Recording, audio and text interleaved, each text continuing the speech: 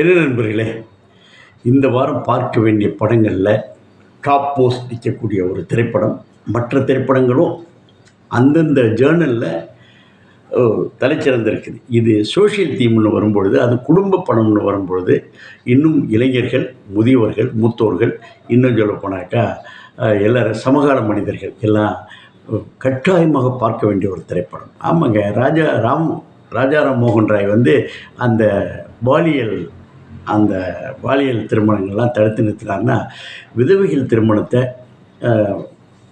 நடத்துவதற்கு பல்வேறு தலைவர்கள் கடுமையாக முயற்சித்தாலும் உழைத்திருந்தாலும் இந்த திரைப்படம் குறிப்பாக விஜய் ஆண்டனியோட ஃபிலிம் கார்ப்பரேஷன் பண்ணியிருக்காங்கல்ல, இவர் எப்போதுமே விஜய் ஆண்டனியோடைய திரைப்படங்கள் எப்பொழுதுமே ஒரு ஒரு தனி முத்திரை பதிக்கு நெகட்டிவ் கேரக்டர் மனோகர் நெகட்டிவ் கேரக்டர்ஸ்லாம் பாசிட்டிவாக மாற்றின மாதிரி இவர் ஒரு சபதம் எடுத்த மாதிரி செய்வார். பிச்சைக்காரன் எடுப்பார். அப்புறம் அது மாதிரி எல்லாம் நெகட்டிவ் தலைப்புகள், நெகட்டிவ் சென்டிமெண்ட்ஸ் எல்லாத்தையும் பண்ணக்கூடிய பர்சன். இப்படி ஒரு திரைப்படத்தில் இருக்கும் பொழுது இதுக்கு கை கொடுத்துருக்கிறார் யாருன்னா சசி. ஆமாங்க, ஒரு சிறந்த இயக்குனர். அதாவது ஒரு திரைப்படம் இயக்கும் பொழுது என்னென்ன கேள்விகள் ஆடியன்ஸ் மத்தியில் எழும், அதற்கு கேட்காமலே சொல்லணும். அங்கே போய் விமர்சனத்திலையும் தனியாக ஆடியோ ரிலீஸில் சொல்வதில்லை, அப்படி செய்திருக்கிறார்கள். கதைக்கு வாங்க சார், வழக்கம் போல் ஏதாவது சொல்லிகிட்டு இருப்பீங்க அப்படின்னு சொல்ல மாதிரி இல்லாமல் கதைக்கு வர்றோம். என்னென்னா, ஒரு இளம்பெண் விதவை, 2 ஆண் பிள்ளைகள், ரொம்ப அழுத்தமாக சொல்லியிருக்கார். 2 ஆண் பிள்ளைகள். அவர்கள் ஒரு இளமையான பெண்ணு, எல்லா மனித உணர்வுகளும் அன்னைக்கு முக்காடு போட்டுக்கிட்டு மூலையில் உட்கார்ந்தாக உடன்கட்டை ஏறி இருந்தார். இன்று அப்படி அல்ல. பிள்ளைகளை பாதுகாக்க வேண்டும், பிள்ளைகளும் வளர்ச்சிக்கு செய்ய வேண்டும். இப்படி ஒரு சூழ்நிலை. எல்லா நிகழ்ச்சிகள், எல்லா நிகழ்வுகளும் பார்க்கக்கூடிய சூழ்நிலை. இப்போ செல்ஃபோன் எடுத்து பார்த்தாலே வேறு கதை இருக்கா, எல்லாமே எதை எடுத்தாலும் தட்டினா முடியாது.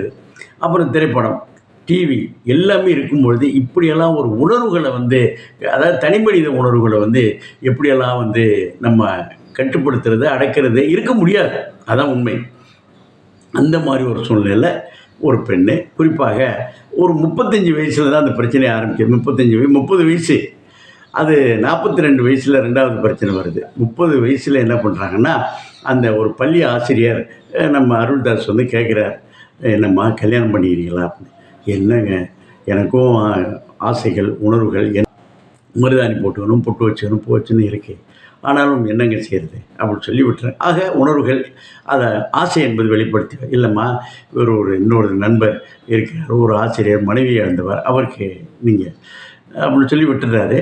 பிள்ளைகளை அவர் கேட்கிறார். அந்த ஏத்தாப்பில் உள்ள பள்ளிக்கூடத்தில் உள்ள பிள்ளைகள், அது ஒரு மிடில் கிளாஸ் அல்ல, ரொம்ப லோ கிளாஸ் இடம் தான்.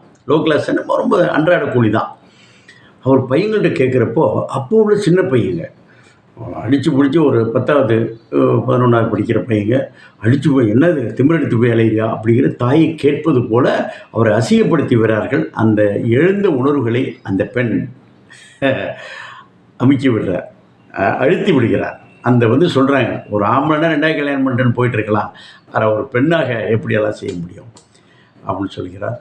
இந்த சூழ்நிலையில் எந்த பிள்ளைகள் நீங்கள் திருமணத்தை அம்மா பண்ணியக்கூடாதுன்னு நினச்சாங்களோ, அதுக்கு அவர்களே முன்னின்று நடத்தினார்களா இல்லையா அப்படிங்கிறது தான் கதை.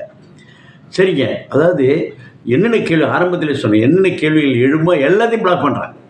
இந்த கேள்வி தானேப்பா கேட்க வர அப்படின்னு ஒரு இதில் பராசக்தியில் கேட்பாங்க. இதுதானே கேட்க வருகிறார் அப்படின்னு பதில் சொல்லுவார். அது மாதிரி சசி தெளிவாக சொல்லியிருக்காரு. இதை ஊக்கப்படுத்தின, இந்த மாதிரி திரைப்படத்தை ஊக்கப்படுத்தின படித்து கொண்டிருக்கிற விஜய் ஆண்டனிக்கு ஒரு முத்தம் கொடுக்கலாமா? எல்லாருமே பார்க்கலாம். வாழ்த்துக்கள்.